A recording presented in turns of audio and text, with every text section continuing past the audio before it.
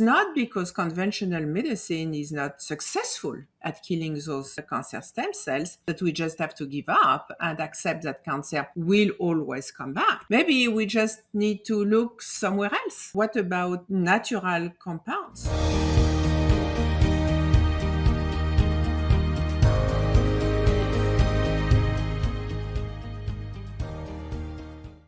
Welcome to today's episode of the Beljanski Cancer Talk Show. In today's episode titled Breaking Down Breast Cancer from Diagnosis to Innovations and Support, I'm honored to welcome back Sylvie Beljanski herself, the president and founder of the Beljanski Foundation and CEO of Mason Beljanski. Sylvie's work has propelled her onto the global stage as a sought-after speaker at health and wellness conferences. Her insights into integrative medicine have not only inspired but also empowered individuals to take control of their cancer journey and explore new possibilities in care. Stay tuned as we uncover the transformative power of knowledge and innovation in the fight against breast cancer. Hey guys, today's going to be a special episode of the Beljanski Cancer Talk Show. Today, I'm just going to be interviewing Sylvie, and I'm really honored to have her as a guest today and just really pick her brain. Rather than her being the host, she's going to be the guest. So I'm going to have a chance to interview her, learn more about her, very similar to our first episode. Sylvie, for the people that don't know you yet, please introduce yourself and let the audience know who you are. Thank you, Victor. Thank you for taking the time to spend this very unique episode with me. I am delighted to have this opportunity to speak about breast cancer and breast cancer stem cells because this is a topic which is very dear to my heart. I am the president of the Beljanski Foundation, which is a 501c3 located in New York City. And we are currently funding a research program on breast cancer stem cells. We are doing that in partnership with Kansas University Medical Center. And I cannot tell you how pleased I am to speak about this ongoing research program. And I am very hopeful about the results we are going to get because what we are doing is based on previous results obtained with the same ingredients on different kind of cancer stem cells. But I feel it is so important to educate the public about what cancer stem cells that I am jumping on any opportunity to speak about that. So I said, let's have this specific episode just about that, speaking together about this very pointed, we can say, topic, but so important. Yes, you talked about cancer stem cells. It sounds big. What are cancer stem cells for the audience that doesn't know yet? Cancer stem cells are a kind of subpopulation within the family of cancer cells, and they have the specificity that they are able to self-renew and they do resist chemotherapies. So you go to the doctor who has diagnosed the cancer, he's doing for chemotherapy, he's saying, oh, you are doing well, the cancer is shrinking. And in fact, what the doctor is killing is the least aggressive of those cancerous cells. The youngest undifferentiated embryonic cancer cells, the next generation, is still alive and is able to stay in the tumor or in the blood for a long time and eventually create a kind of relapse of cancer. So people think they've been through grueling treatment of chemotherapy, and it's when they are tired, physically tired, emotionally exhausted, bored, and that's when they hear for the first time, sorry, we did not kill all of them. You have some cancer stem cells and the cancer is back. And all that because conventional medicine are not addressing cancer stem cells. And my point, it's not because conventional medicine is not successful at killing those cancer stem cells that we just have to give up and accept that cancer will always come back. Maybe we just need to look somewhere else. What about natural compounds. So at the Beljanski Foundation, we have been working for so many years with those natural plant extracts, Paupera, Revolfia, Vomitoria, on different kind of cancer cell lines, different stages of cancer. We said, why not cancer stem cells? Let's give it a try. And we first worked at Kansas University Medical Center on ovarian and pancreatic cancer stem cells. And we had great success. We were able in vitro, which is Petri dishes, and also in vivo, animal model. We looked at immunocompromised mice. We were able to completely eradicate those cancer stem cells from ovarian and pancreatic cancer stem cells. So that led to scientific publications that are available on the website of the foundation, beljanski.org, but also led us to wonder, have we been just lucky with those two kinds of cancer stem cells, pancreatic and ovarian? Or have we touched something that could be more general, and especially breast cancer stem cells? Are we able to destroy them also with those little plant extracts? And that's the focus of the current research program. So we should have the results next year, and I look forward to reporting. Yeah, I heard that every minute 4 people are diagnosed with breast cancer. How can you explain that massive number of every minute that 4 people are diagnosed with breast cancer? That's a huge number. Why do you think that is?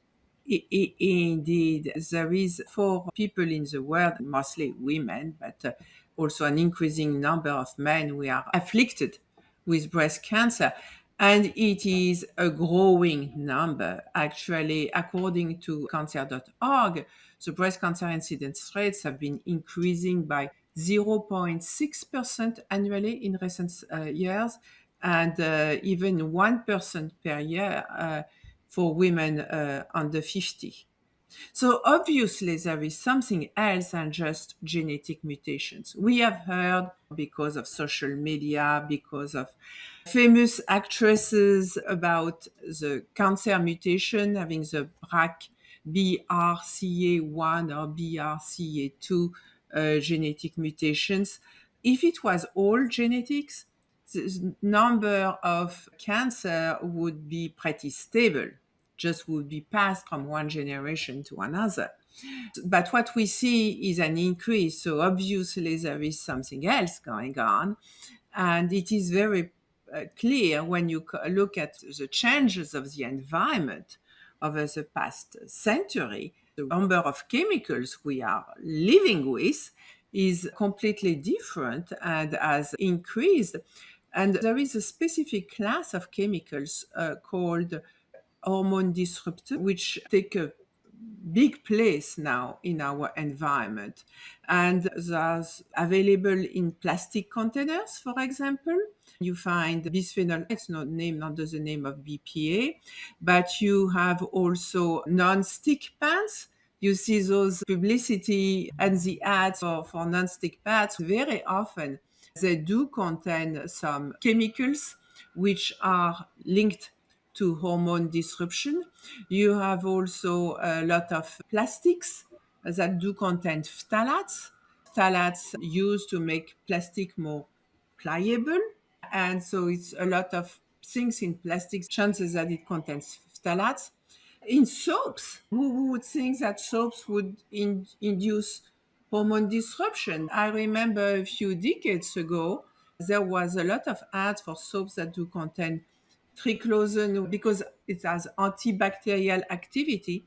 It was supposed to clean better. In fact, it turns out that it does kill bacteria, but it also may induce hormone disruption. And now they have been forbidden. Triclosan have been forbidden in soaps, but they are available in many other cleaning products. So there are actually hundreds of those products available on the market. There with all different kind of properties. It would be a huge problem to try to test them all for their ability at inducing cancer, but definitely there is a link between those chemicals and disruption of hormones and a growing number of cancer in hormonal sensitive tissues like breast for women or testicles for men, definitely. Yeah. So, what actionable advice would you give to the audience? You talked about a lot of different things that could potentially cause cancer.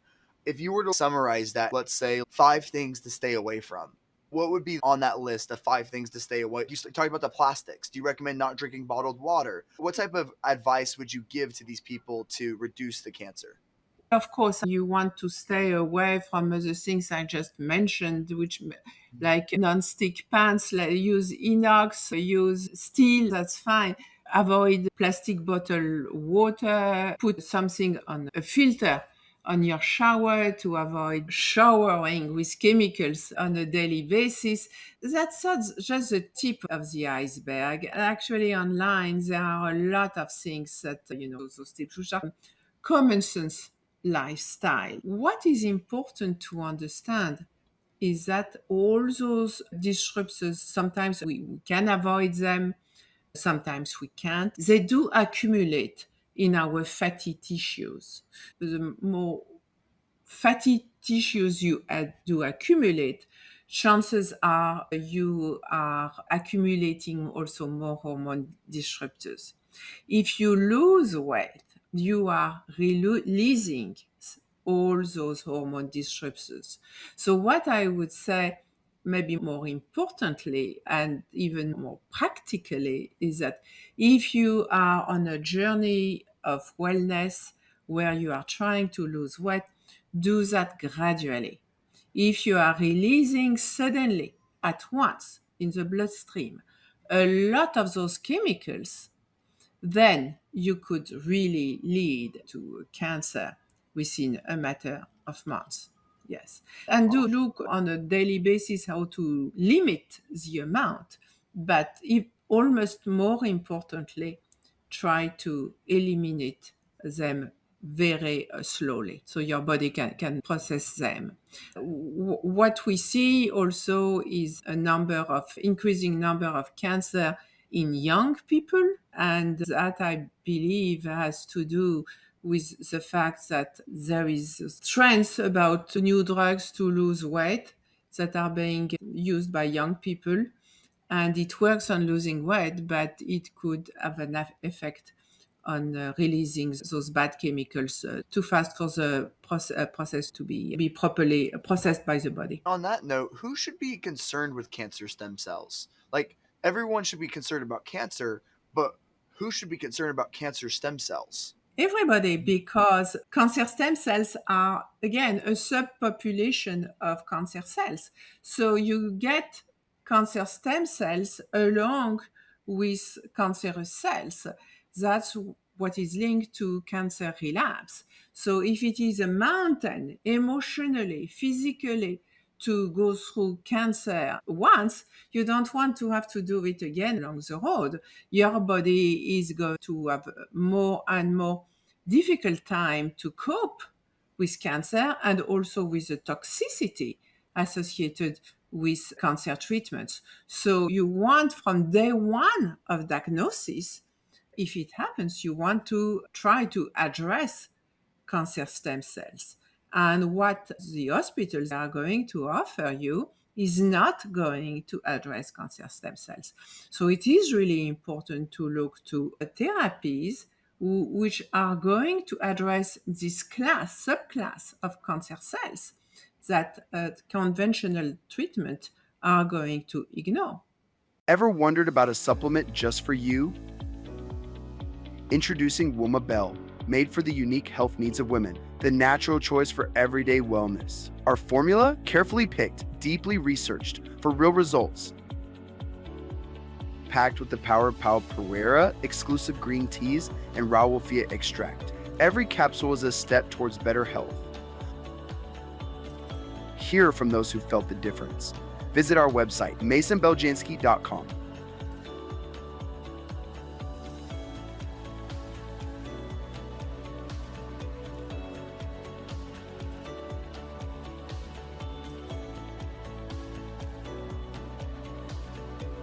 Womabel. Feel the natural difference because you matter. Unveil the power of nature through Maison Beljanski, sourced from nature, perfected by science. Get 15% off your first purchase with code EP2. Feel better naturally. Interesting. Is there anything you wanted to add on that? So the fact that a lot of doctors don't have so many solutions. They are burning, poisoning, cutting. Immunotherapy is not going to do anything about cancer stem cells. So their arsenal is very, very limited. That's why I do believe that it is so important to be aware of holistic natural therapies to complete what conventional treatments are offering.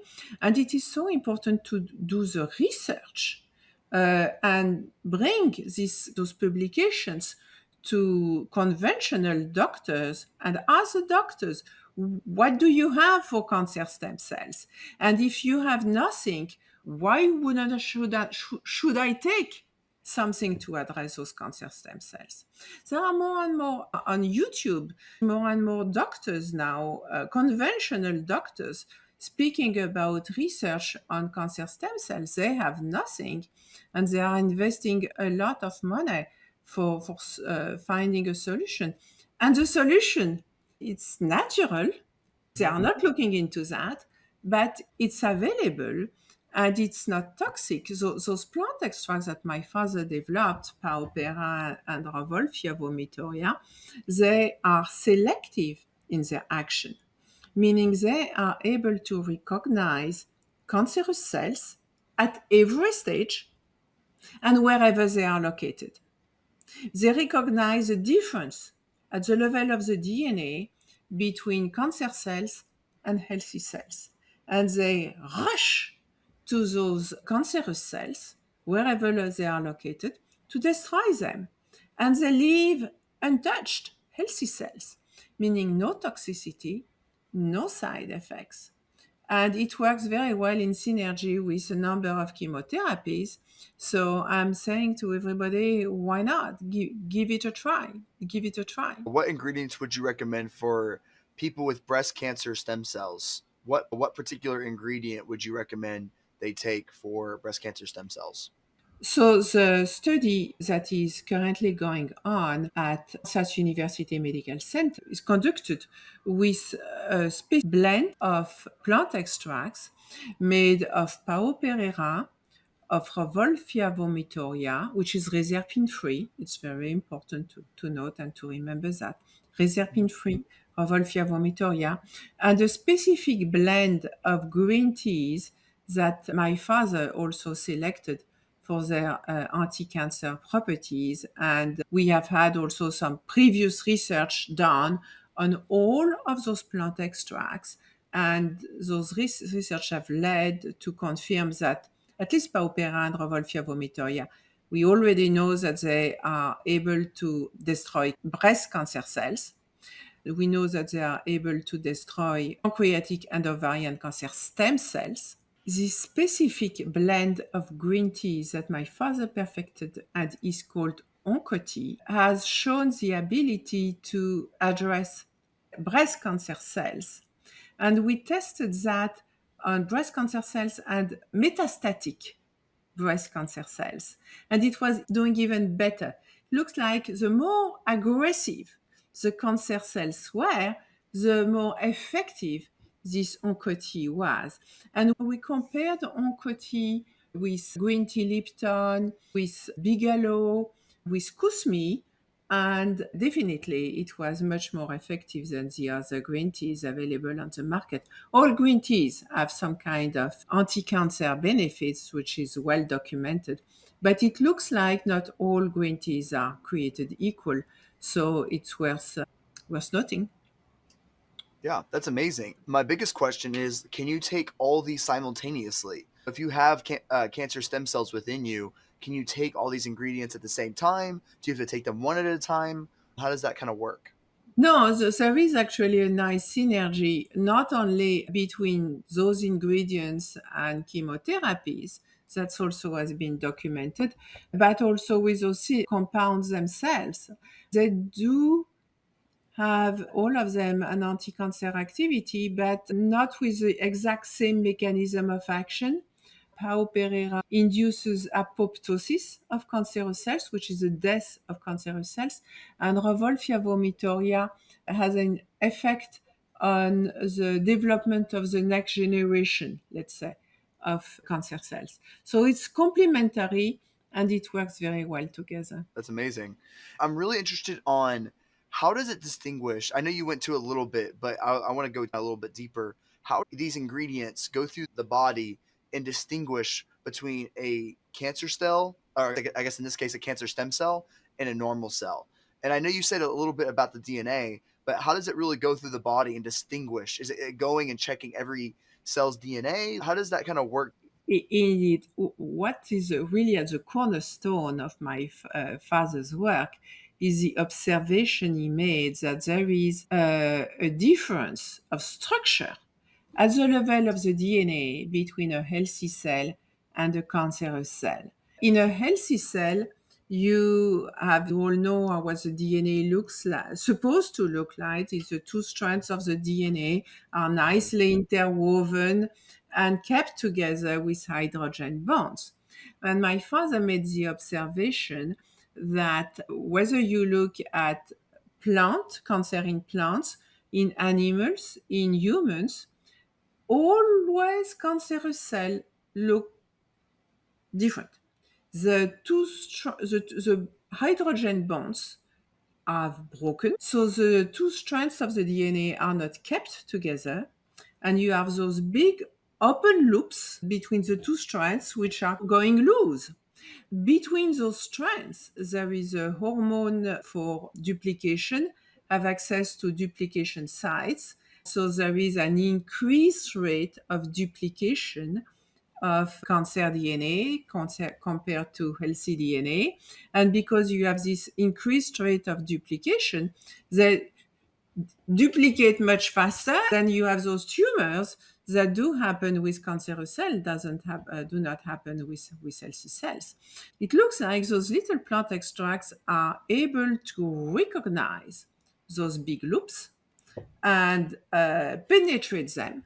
When you look at the microscope, you can see that those plant extracts, because they are naturally fluorescent, you are able to see that they really target cancerous cells. They penetrate the nucleus of cancer and they remain outside healthy cells.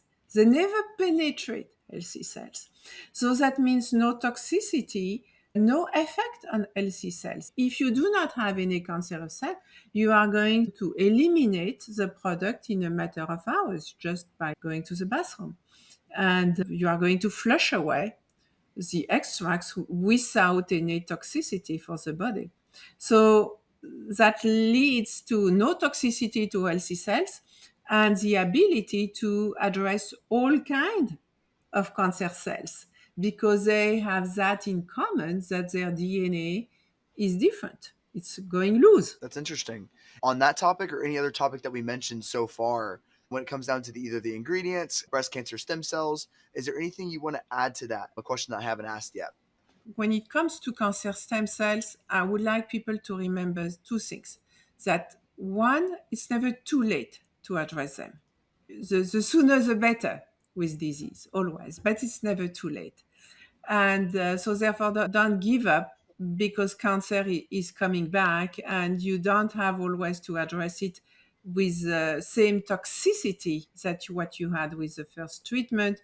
You have learned a lot. Look at cancer as a learning curve. You have learned about emotional healing, about nutrition adjustments that are all necessary to address cancer. And this is really important to the journey along the way and to also to avoid recurrence of cancer. And the second thing is that don't get limited at what is offered by the hospital. If the hospital leaves you really with a diminished immune system and exhausted and depressed.